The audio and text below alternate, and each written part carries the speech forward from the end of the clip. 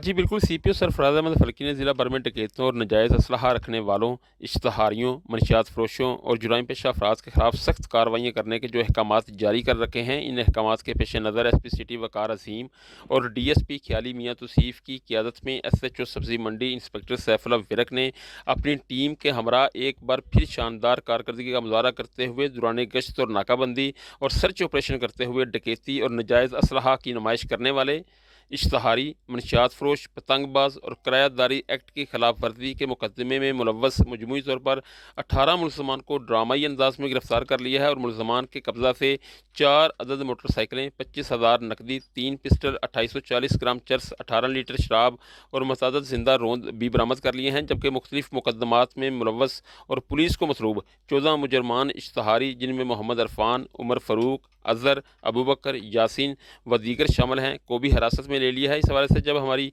SHO सब्ज़ी मंडी inspector Saifullah Virk से telephonically बात हुई तो इनका कहना था कि जुराइम पेशा अनासर मुआशरे का नासूर हैं, इनका असल ठिकाना जेल है। ऐसे अनासर के खिलाफ बिला इम्तियाज़ और बगैर किसी दबाव के कार्रवाइयाँ जारी रहेंगी। जबकि दूसरी तरफ सीपीओ ने बेहतरीन कारकर्दगी पर एसएचओ सब्ज़ी मंडी इंस्पेक्टर सैफुल्लाह विरक और इनकी टीम को शाबाश दी है। जी।